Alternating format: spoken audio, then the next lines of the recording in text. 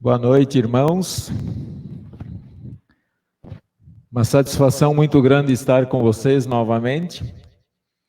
Estamos aí iniciando as nossas atividades aí de 2021 e uma das atividades que fazem parte da nossa vida é esse momento de estudo bíblico, esse momento de reflexão da palavra do nosso Deus.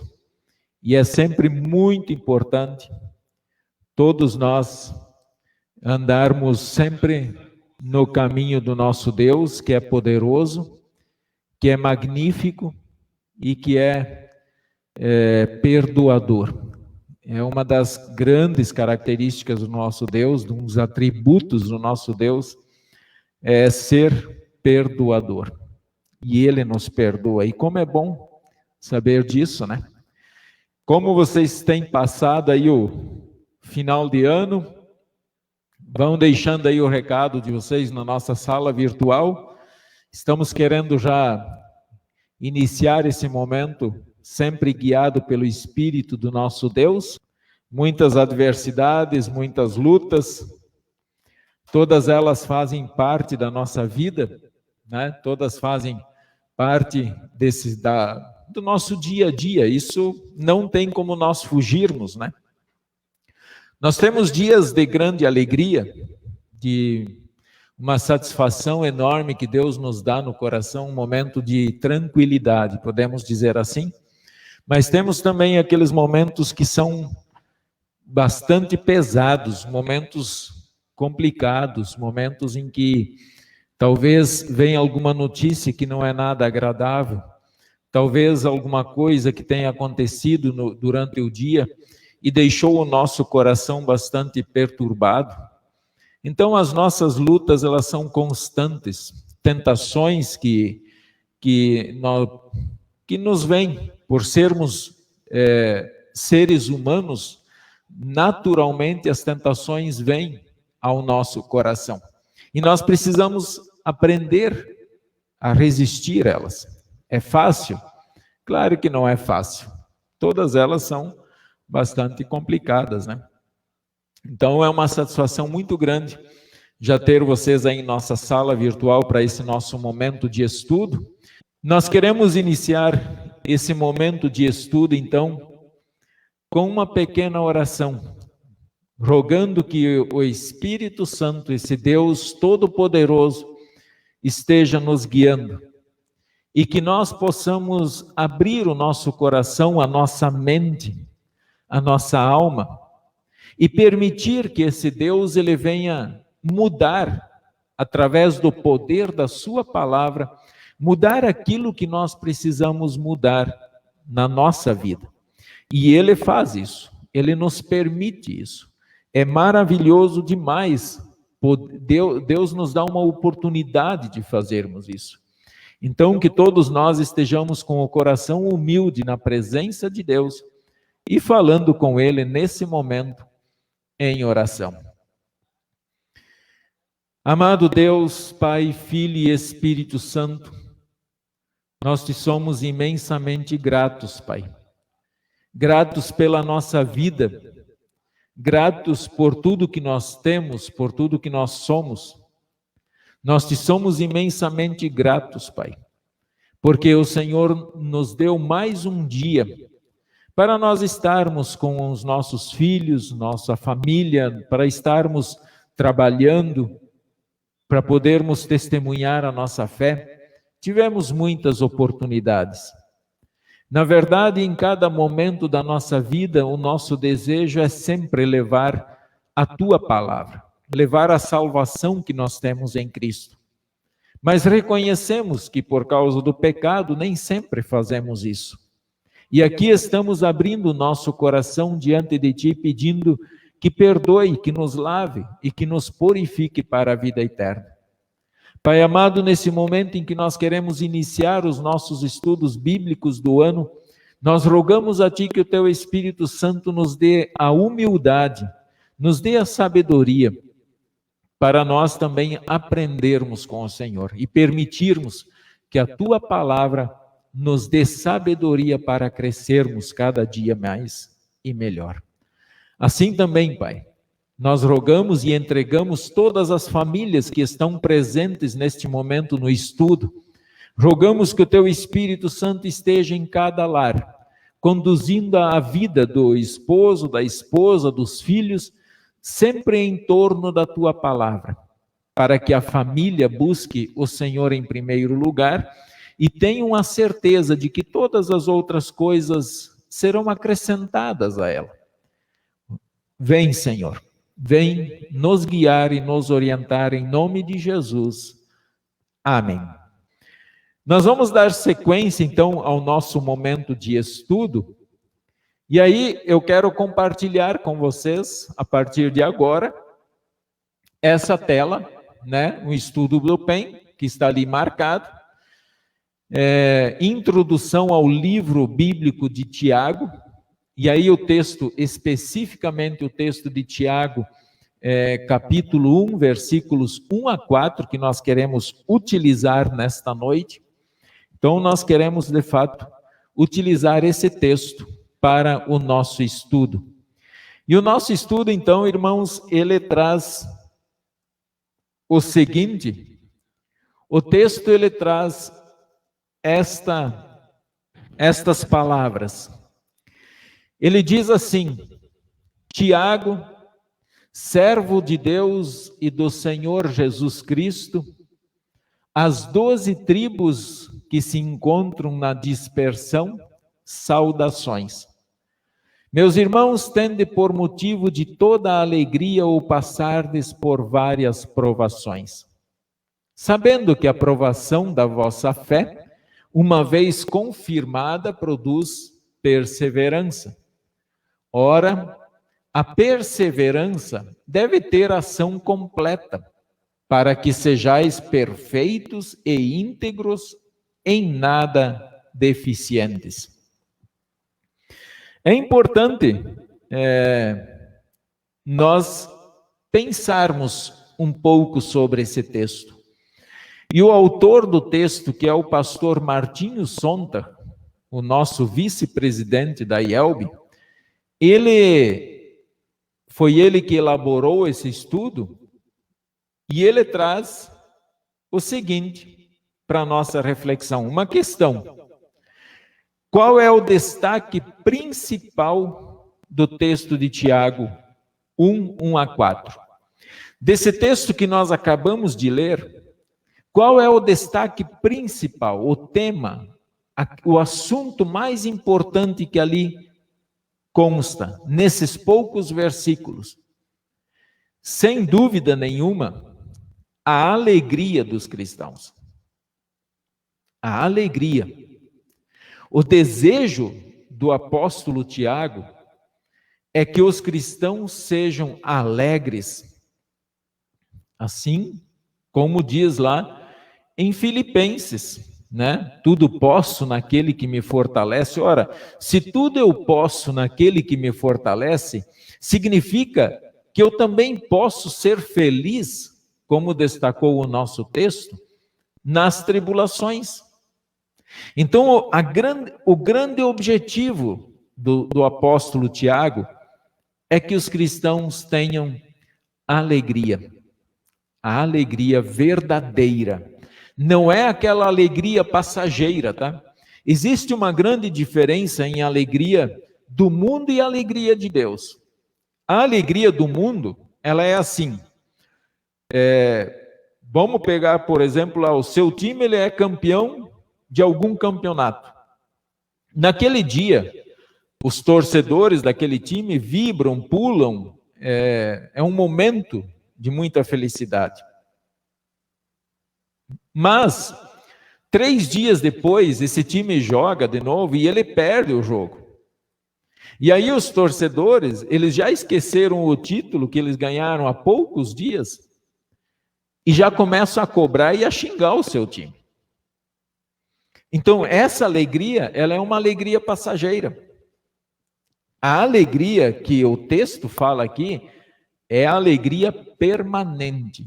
É aquela que não importa o que vai acontecer, o cristão, ele encontra motivos para ser alegre. A segunda questão que ele aborda é a questão que problema os cristãos estavam enfrentando naquele momento. Qual o motivo, o que fez o apóstolo Tiago querer escrever essa carta para aqueles cristãos? Se ele queria que eles ficassem alegres, é porque a situação estava complicada. E o que eles estavam naquele momento passando? Pelo fato deles serem cristãos, eles estavam sendo provados. Olha que nós usamos o termo provados, tá? É diferente do que ser tentado. A tentação, ela sempre quer a nossa ruína. E a tentação, ela é sempre coisa do nosso corpo caído em pecado. Ela é uma arma que Satanás usa para nos fazer pecar. Tá? E aí, a provação não. A provação é quando você está em um lugar e você é provado de todas as formas para ver se você vai permanecer naquele lugar. Permanecer ou até mesmo crescer. A provação, inclusive, ela tem, nós vamos ver o texto hoje, a provação tem algo realmente extraordinário para trazer para a nossa vida. Toda provação, todas as provações, e Deus se utiliza das provações, Deus pode nos provar, assim como permitiu que Jó fosse provado na vida dele, naquela situação.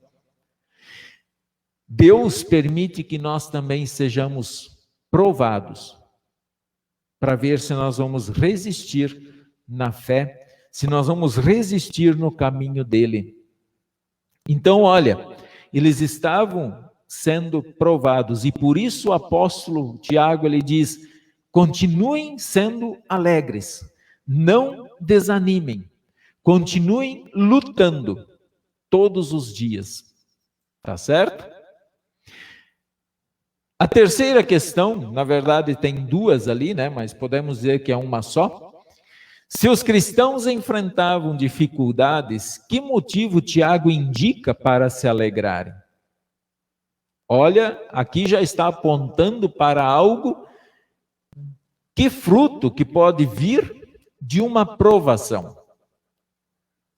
Tá? O que eu colho com uma provação? Qual é o objetivo das provações? Ele faz a pergunta. E então vem a questão, produzir perseverança. Perseverança.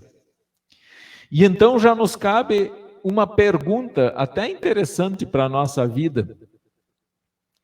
Eu sou perseverante naquilo que eu me proponho a fazer? Eu persisto naquele planejamento, mesmo que seja para servir, louvar a Deus com os meus dons, eu permaneço naquele planejamento em qualquer situação? Ou facilmente eu me desvio do caminho? Pode acontecer de nós facilmente nos desviarmos do caminho. E por isso é que servem as provações, para produzir perseverança. Esse é o grande objetivo da carta de Tiago. E por isso que eu quero até inclusive parabenizar a Yelbe por tomar a decisão de fato de estudar por este ano o livro de Tiago. O Tiago tem muito a nos ensinar. Tiago faz a nossa fé, nós refletirmos na nossa fé, nas nossas ações como cristãos aqui neste mundo. Muito importante este livro, esses estudos aí que nós teremos, são 10 estudos sobre o livro de Tiago que nós teremos ao longo do ano de 2021. Que Deus abençoe, assim, o meditar destas palavras em nosso coração.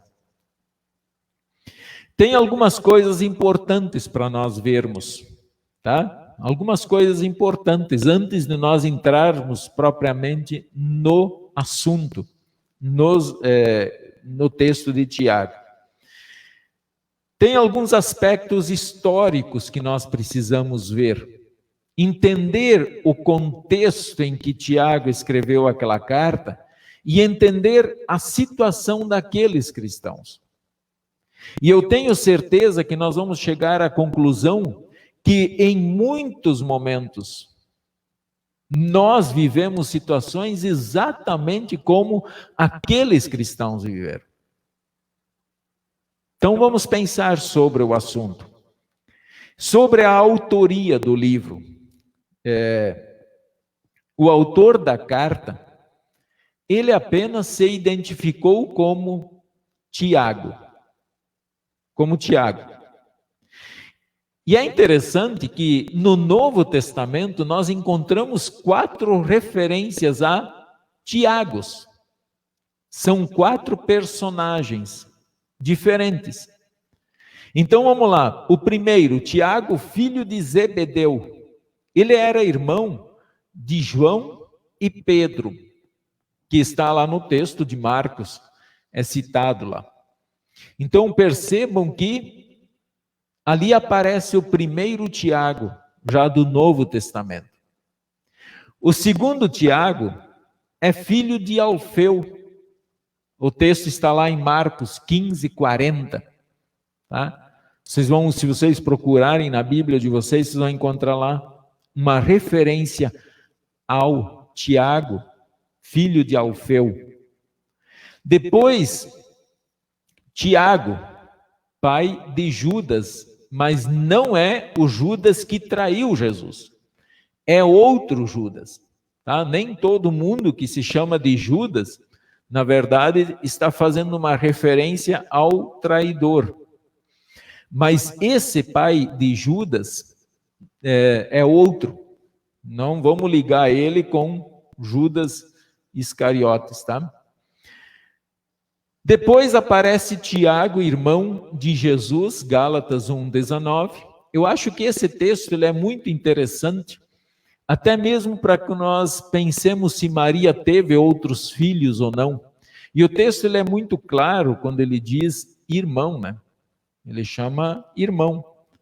Então, provavelmente, o autor deste livro é este último que nós citamos ali. É o irmão de Jesus. Porque ele era um Tiago muito influente na igreja de Jerusalém. Extremamente influente. Tá? Essa é a opinião que praticamente de todos os comentaristas bíblicos, todos eles fazendo uma análise de quem seria o autor desta epístola, todos chegaram, assim, quase que por unanimidade, de que Tiago, irmão de Jesus, é o autor desta carta. Tá certo? Então, isso sobre a autoria. Sobre quem é esse autor, um pouco. Depois nós temos a data e a ocasião em que foi escrito essa carta de Tiago. E observem o seguinte, eu até coloquei ali em destaque para vocês. Diz lá, provavelmente foi escrita entre 44, início da perseguição aos cristãos. Esse ano 44 é logo depois do nascimento de Jesus. Então, 44, 11 anos depois que Cristo foi crucificado, por ali mais ou menos a perseguição aos cristãos se tornou muito violenta. E provavelmente tenha sido essa a data em que Tiago escreveu. Então, entre 44 ao ano 50, aí, depois do nascimento de Cristo.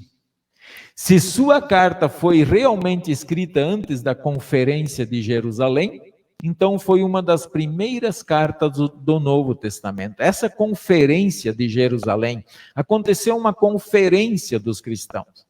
Tá? E como o apóstolo Tiago não cita essa conferência, acredita-se então que essa conferência aconteceu por volta do ano 50, então tenha sido um pouco antes disso que Tiago escreveu a sua carta. E é um detalhe interessante, né? Que então tenha sido uma das primeiras cartas escritas após, ali as primeiras cartas até o ano 50. Tá? Muito bem, isso sobre data e ocasião. Depois nós temos os destinatários. Quando a gente escreve uma carta, a gente sempre escreve para alguém, pensando em uma situação especial muitas vezes.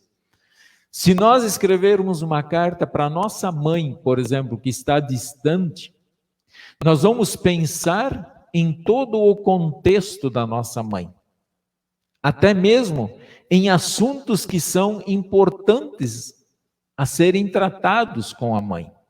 Nós vamos mencionar isso na carta, para que a mãe, ao receber a carta, ela esteja ciente daquilo que nós estamos tratando com ela. Então, quais são os destinatários? Para quem o apóstolo Tiago escreveu essa carta? E o texto ele coloca o seguinte: muitos judeus foram convertidos com a pregação do evangelho. Tiago escreveu as 12 tribos que se encontram na dispersão. Vamos fazer uma referência, pensar aqui. Então nós vamos pensar que, não, então ele escreveu a carta para aquelas 12 tribos. Não. 12 é o número da totalidade dos cristãos. Assim como no Antigo Testamento, o povo de Deus se dividiu em 12 tribos, isso mostra que de um povo só, saiu 12, foram divididas em 12 tribos. E todas as tribos pertencem ao povo de Deus, é um povo só. Então, quando ele cita as 12 tribos que se encontram na dispersão, ele está falando a todos os cristãos. Ele quer que esta carta seja utilizada por todos os cristãos. E eu penso até mesmo que o apóstolo Tiago ele tinha uma visão mais ampla um pouco, não era só aquele contexto dos cristãos lá, mas ele tinha uma visão mais ampla de um contexto até mesmo para frente, depois da sua morte. Ele pensando já na luta que os cristãos enfrentariam a vida toda. É claro que a gente lendo a carta de Tiago, nós vamos tranquilamente perceber isso também no nosso dia a dia, na nossa vida, como isso está tão presente. Então, por isso que, quando faz essa referência às 12 tribos de Israel, está se referindo a nós, eu me sinto incluído nisso. Tiago estava preocupado comigo, com vocês já, ele estava preocupado. E ele quer que nós sejamos também muito perseverantes. Ele não quer que nós desistimos diante das provações do mundo. Ele quer que nós continuemos firmes para que essa tribulação, essa provação, crie a perseverança em nós. E então, ele coloca mais um parágrafo interessante, que vocês têm acesso aí, vocês podem até acompanhar um pouquinho a leitura pelo slide. O povo de Deus sendo identificado como Israel.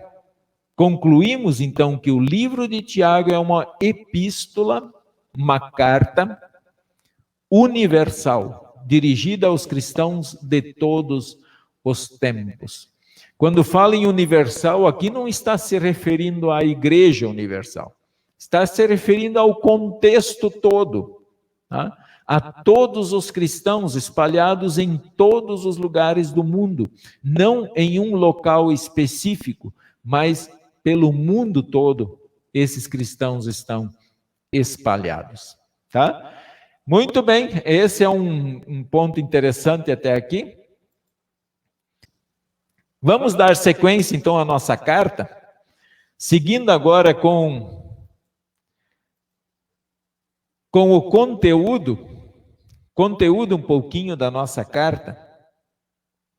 E é interessante a gente pensar sobre esse conteúdo. Quando a gente reflete sobre um conteúdo de uma forma muito especial, nós conseguimos aprender sempre mais. Nós conseguimos, se nós nos concentrarmos, se nós focarmos em cada texto bíblico, nós vamos aprender muita coisa. E com certeza, esses poucos versículos que nós lemos aqui, já nos trazem algumas reflexões interessantes. Vejam o que diz. Então, o conteúdo central da carta pode ser entendido nos seguintes textos.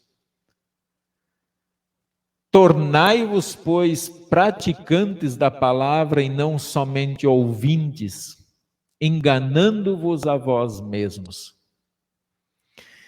Olha, o apóstolo Tiago, ele já começa assim, pegando bem firme com os cristãos, incentivando os cristãos para que eles sejam praticantes. Até é interessante nós pensarmos o seguinte, sobre a fé. Vejam como nós podemos meditar sobre isso. Sobre a fé. A fé é algo passivo, quer dizer, a fé simplesmente me faz cruzar os braços e dizer, eu estou salvo e os outros que se danem?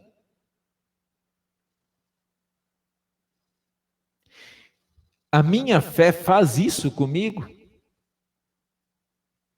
A minha fé faz não me importar com os outros?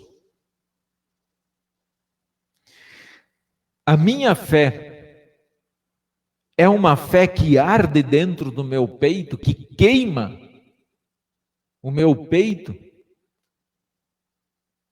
e faz com que ela se torne uma fé praticada? É interessante esta reflexão, irmãos. Se vocês olhando para dentro do coração de vocês, que fé vocês têm? Que fé nós temos? No mundo moderno hoje, tanta tecnologia, tanta coisa, o mundo tenta e diz para nós, na verdade nem tenta, ele diz para nós, que nós precisamos ocupar o nosso tempo com isso, com aquilo, com aquele outro e com aquele outro, para enriquecer, para crescer, para ter sucesso.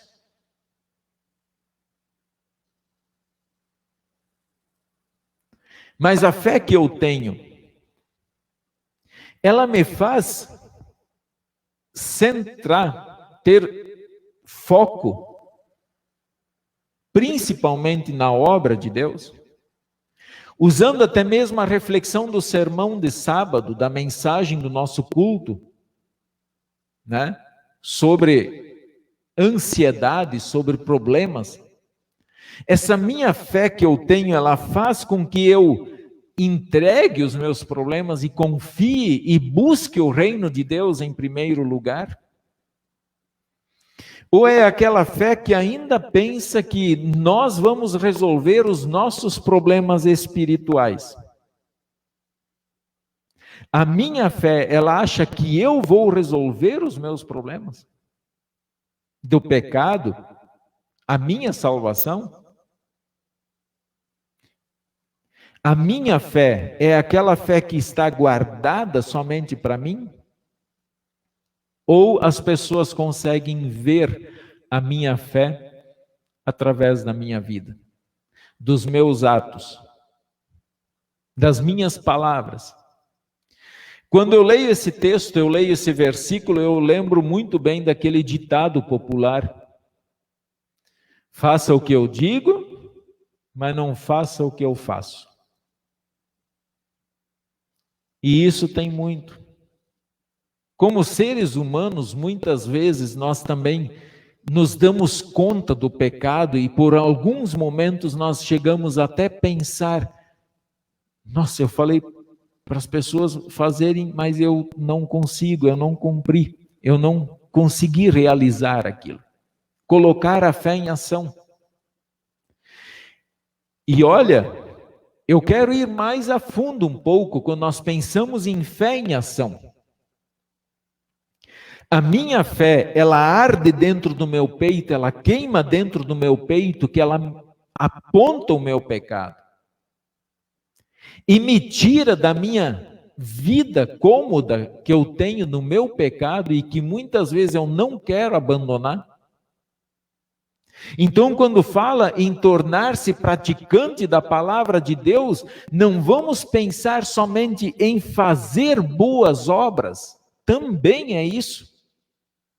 Mas também está incluindo o fato de nós reconhecermos os nossos pecados, porque reconhecer pecado, confessar o pecado, pedir perdão pelo pecado, isso é uma atitude de uma fé, isso é fruto de uma fé que arde dentro do peito, que queima dentro do peito.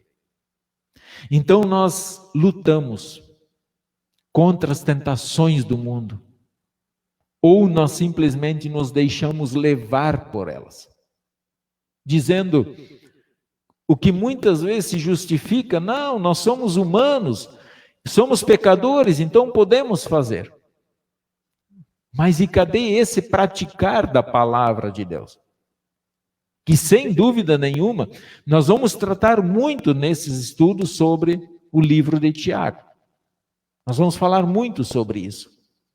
E ele até cita o outro texto de Tiago 2:26, a fé sem obras é morta. Olha, só esses 2 versículos já dá para nós falarmos horas, horas e horas. Mas o grande, eu não olho esses textos do lado negativo, daquilo que como se fosse um peso, mas eu olho e eu agradeço o apóstolo Tiago por ele dizer isso, porque ele não quer ver os cristãos estagnados. E aqui até podemos fazer uma referência à Torre de Babel. A intenção daqueles homens era construir uma torre para que eles não se expandissem, para que eles não se espalhassem pela terra. Os cristãos também facilmente são tentados a dizer: não, aqui está bom, aqui está cômodo, aqui está tranquilo, eu não vou adiante, eu não vou avançar. Então a nossa fé faz a gente refletir sobre isso. A minha fé está disposta a levar uma vida prática, a uma vida de testemunho.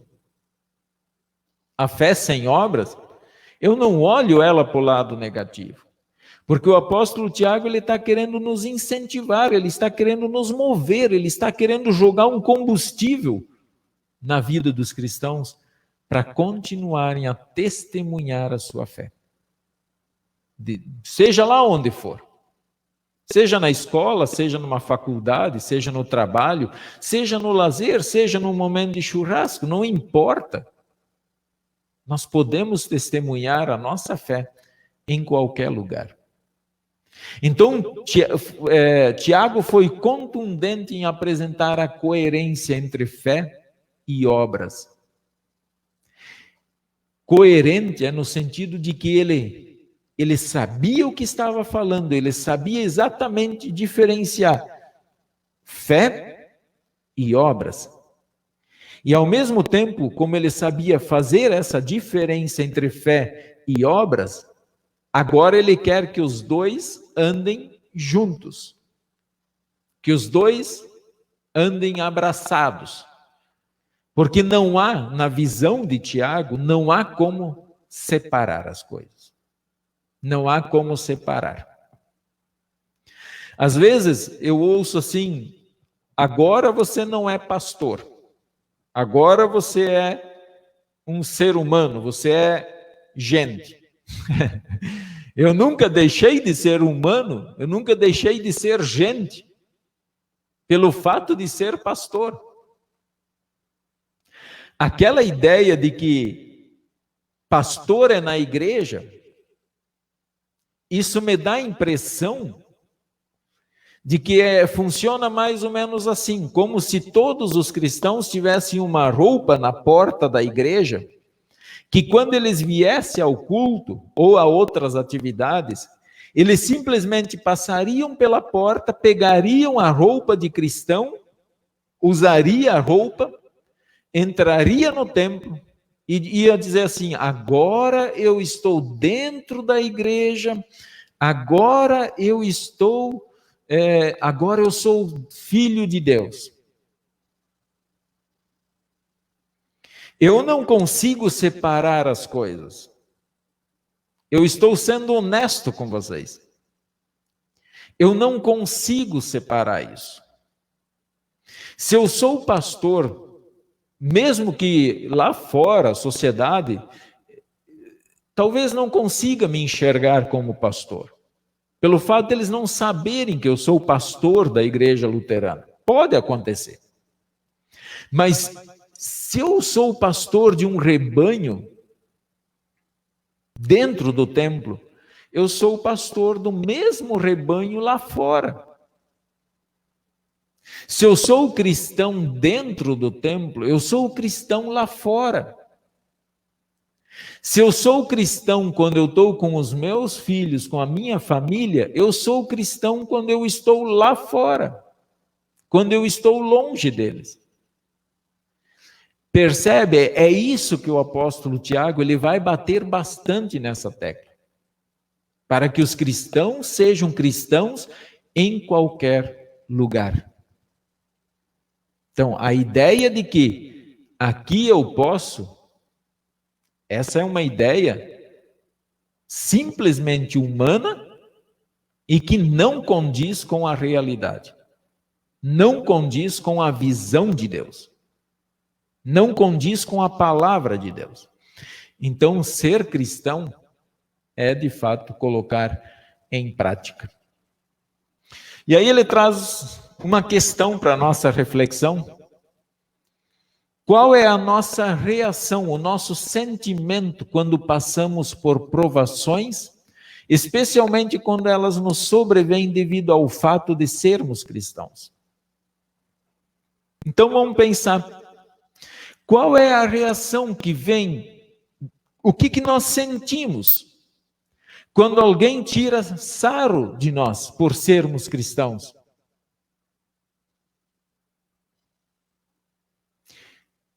Eu tenho que admitir, muitas vezes nós nos retraímos. Muitas vezes nós temos vergonha. Porque depende da pessoa que está do outro lado, nós vamos nos sentir inferiores a elas. Pelo fato de sermos cristãos. O que deveria ser o contrário. Ou pelo menos nos sentirmos semelhantes. Na mesma altura delas. Então, qual é a nossa reação? Como é que nós nos sentimos quando alguém tira sarro? Quando alguém aponta o dedo para nós e nos acusa de várias coisas que nós somos acusados. fundamentalistas, né? Fundamentalistas são aqueles que apoiam, que leiam a Bíblia e não sabem traduzir ou colocar essa escritura nos tempos modernos. Adaptar essa escritura, mudar o que o ser humano quer hoje. Então, um fundamentalista seria isso. Podemos ser acusados de sermos separatistas, o que na verdade nós não somos. Apenas nós temos uma forma de crer, uma forma de ver, que é claro que é natural do ser humano, que se um grupo não me aceita lá dentro, eu não vou chegar nesse grupo, eu não vou estar com esse grupo. Então, qual é a nossa sensação, qual é a nossa emoção que vem quando alguém provoca a nossa fé? Ser cristão dentro da igreja, dentro do templo, é muito fácil. Porque se nós tivermos 300 pessoas aqui dentro, e vamos imaginar que 5 não acreditam naquilo que está sendo pregado, está sendo anunciado, essas 5, elas não vão contestar a nossa fé. Até porque elas vieram por vontade delas, entraram no templo. Agora, ser cristão lá fora, aí a nossa fé é colocada em xeque. Tá? Quando eu faço aqui o estudo online, eu não estou escolhendo quem vai entrar na sala. Pode entrar qualquer pessoa. E essa pessoa, se ela não acredita naquilo que eu falo, ela pode contestar ali no grupo mesmo, sem problema algum. Então, esse grupo aberto aqui, esse canal aberto, ele já nos expõe lá fora. Ele já coloca aquilo que nós pensamos, aquilo que nós sentimos, aquilo que nós ensinamos, isso já é colocado lá fora para o mundo. Então, nós estamos saindo dos nossos muros e entrando literalmente dentro de um mundo tecnológico, mas dentro do mundo. Inclusive, nós temos mais pessoas conectadas do que pessoas de forma presencial, muitas vezes. Por quê? Porque nós entramos aonde tem mais gente, aonde as pessoas circulam mais.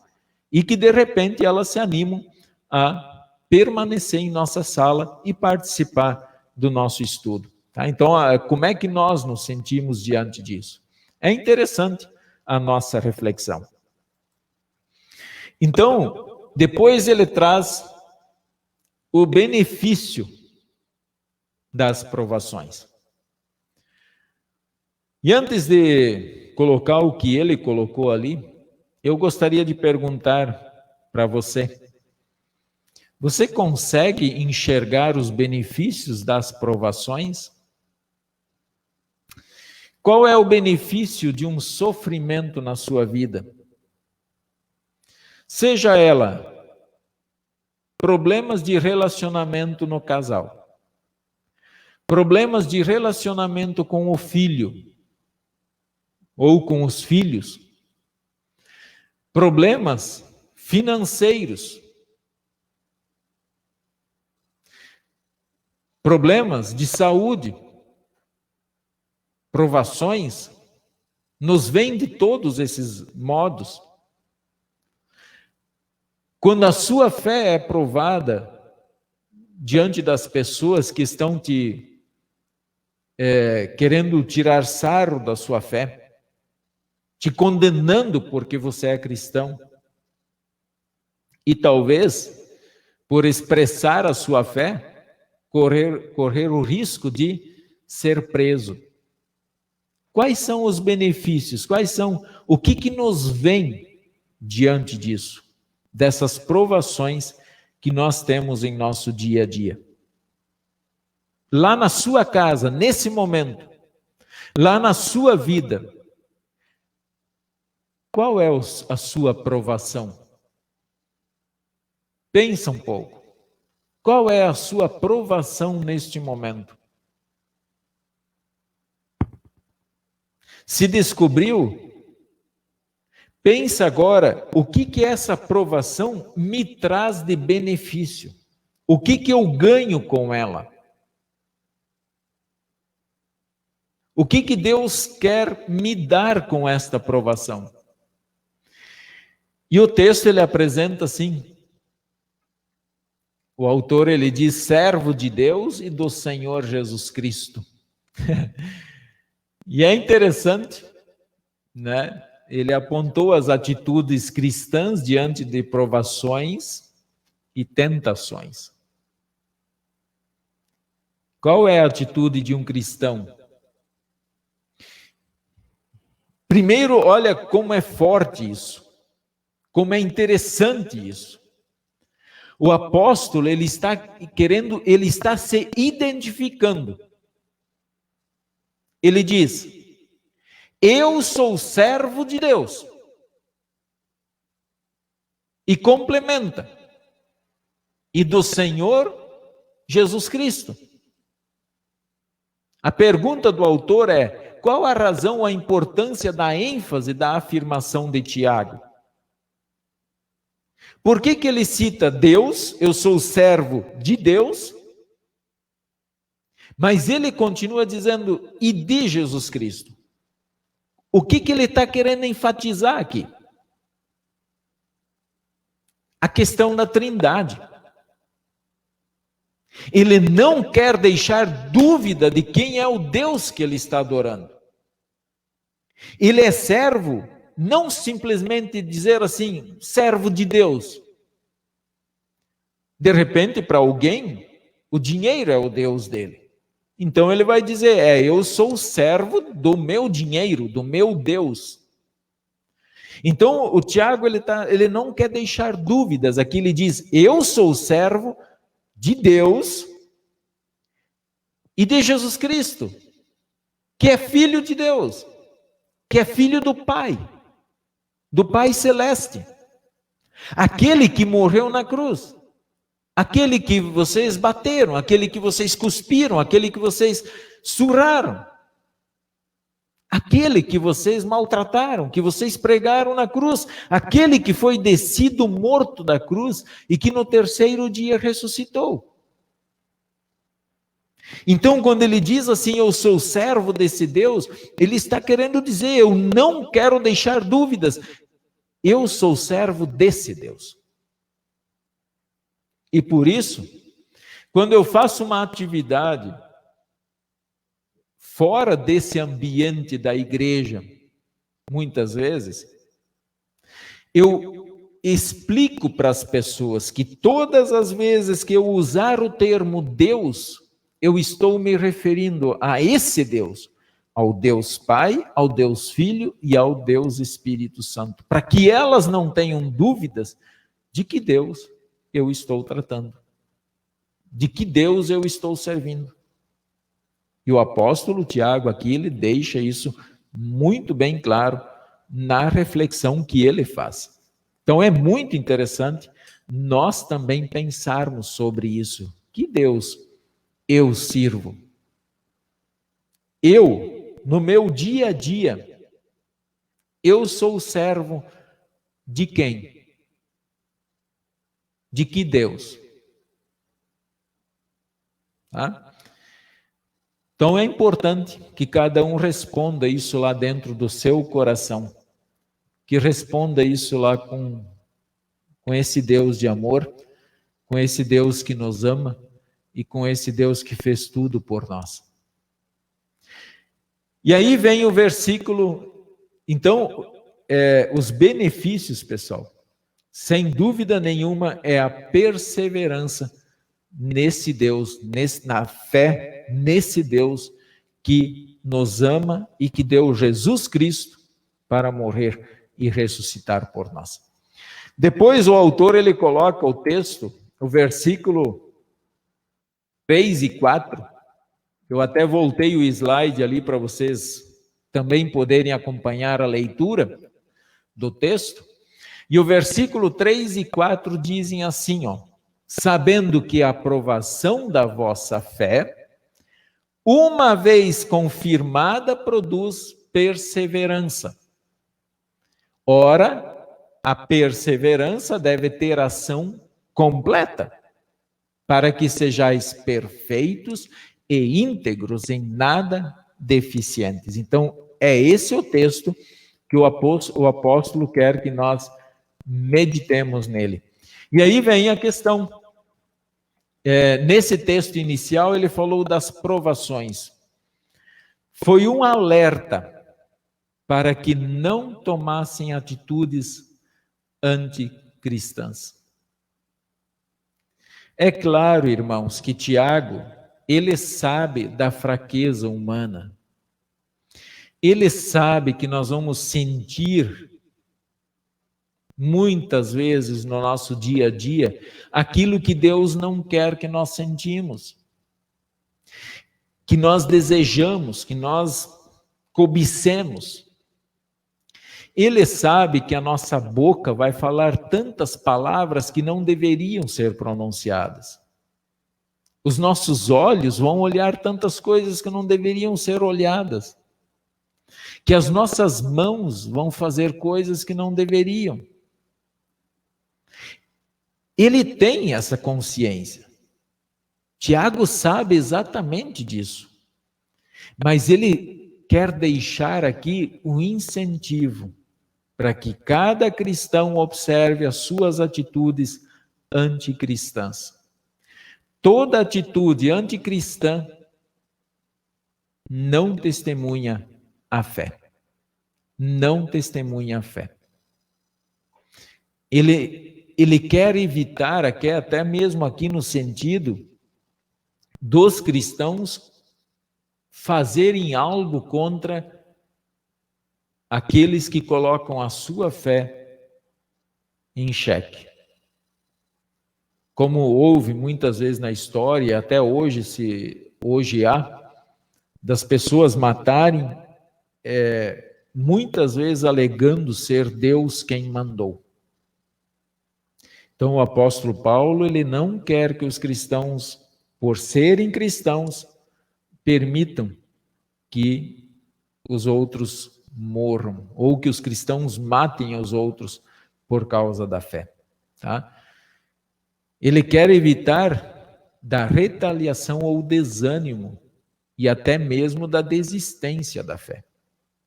Quantas vezes pensamos nós em desistir da nossa fé? Não desistam. Não abandonem a fé de vocês. Quando alguém abandona a sua congregação, sem dúvida nenhuma, ele também já corre um risco de abandonar a sua fé. Porque ele se afastou do rebanho. Ele se afastou do alimento espiritual que vem através do corpo e do sangue de Cristo na Santa Ceia. Então, ele se torna uma pessoa fraca. Quais são, então, os benefícios da perseverança? Os benefícios é que nós aprendemos, de fato, a lutar com todas as nossas forças. Então, nós concluímos esse trecho inicial colocando o seguinte: para que sejais perfeitos e íntegros, em nada deficientes. O que significam essas palavras? Quando cristãos enfrentam momentos difíceis, eles podem ser tentados a desistir de tudo e até negar a Deus. Nesta hora é necessário lembrar das palavras de Tiago. Ele lembrou aos leitores de que as provações viriam. Olha como continua a mensagem de Jesus. Jesus disse: eu vou mandar vocês como ovelhas para o meio de lobos. Não temais as coisas que vocês devem sofrer, porque ele venceu o mundo. Jesus e agora Tiago, eles estão dizendo: os sofrimentos vão vir. Quando nós sofremos, na verdade, isso não deveria ser nenhuma novidade para nós. Porque a Escritura, Deus, ele já está nos dizendo que sofrimentos vão vir sobre nós pelo fato de nós sermos cristãos. Isso é natural. Isso é o que seria absurdo é nós não sofrermos por causa da fé. Mas o sofrimento, ele vem. E a pergunta é: como eles deveriam vê-las e como deveriam conviver com essa realidade hostil do mundo? Então ele disse que deve ser motivo de alegria o passardes por muitas provações. Por isso que o tema central da carta é alegria. Eu devo ser alegre por passar pelas provações. Aqui dá para até ligar lá com o texto, o Sermão da Montanha de Jesus. Jesus mesmo disse lá: bem-aventurados sois quando vos perseguirem por minha causa. Felizes são as pessoas que são perseguidas, os cristãos que são perseguidos. É sinal que que a tua fé está incomodando alguém que gostaria de fazer o mal e, no entanto, você é um empecilho para ele. E eu quero lembrar aqui até mesmo de João Batista, aquele que batizou Jesus. Ele, João Batista, era um empecilho para o governador da época e para sua amante. Era um empecilho, porque ele dizia: isso é pecado. E qual foi a solução e o sofrimento que veio para ele? Perder a cabeça, literalmente perder a cabeça. Né? Foi decepado por causa da fé. Sofrimento? Sim. Por causa da fé? Sim. Por causa de Deus? Sim. Mas a Escritura nos diz que isso pode vir sobre nós. E mais, a perseverança deve ter ação completa, para que sejais perfeitos e íntegros, em nada deficientes. E um analista bíblico é da opinião de que Tiago, ao escrever essas palavras, estava estimulando os cristãos a crescerem em direção ao amadurecimento da vida de santificação. Nós temos dois canais. O canal aqui, que é de justificação, onde perante Deus quem me justifica é Cristo. Esse caminho eu não faço nada, por isso que a fé é totalmente um presente que Deus nos dá. E ao mesmo tempo eu tenho este caminho, que é o caminho da santificação. É o caminho dos frutos da fé do cristão. Então, porque eu estou justificado, agora eu vou viver uma vida de santificação, uma vida consagrada a esse Deus. Tá? Então, é isso que o apóstolo Tiago, ele está querendo com cada um de nós. Pensemos sobre isso, irmãos, para que a nossa vida seja sempre um momento de santificação ao nosso Deus. Voltar aqui um pouquinho a questão do debate, uma questão para reflexão nossa aqui. A partir do entendimento sobre as provações permitidas por Deus, qual será a nossa reação ao sermos provados? Deus permite as provações. E muitas vezes, sem medo de errar, Deus mesmo é quem nos prova. Não nos tenta, mas Deus prova a nossa fé. Vamos desanimar e deixar de nos comprometer com o desenvolvimento do trabalho da igreja, ou, pelo contrário, vamos batalhar cada vez mais para honrar nosso Deus e Senhor? Que atitude eu quero ter diante da provação? Desistir da fé ou, muito pelo contrário, me agarrar ainda mais nesta fé e lutar com muito mais garra, com muita mais vontade para levar o evangelho, que foi exatamente o que aconteceu com o apóstolo Paulo. Tá?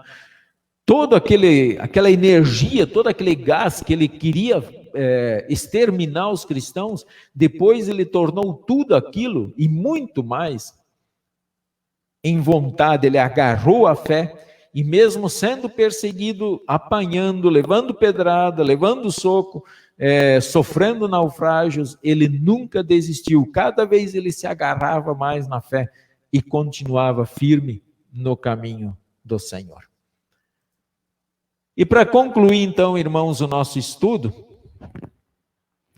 o autor, o pastor Martinho Sontag, que está ali, vice-presidente da Educação Cristã, ele coloca o seguinte: Deus ajude a todos nós para estarmos aptos a suportar provações, buscar sabedoria e viver de acordo com a fé que professamos.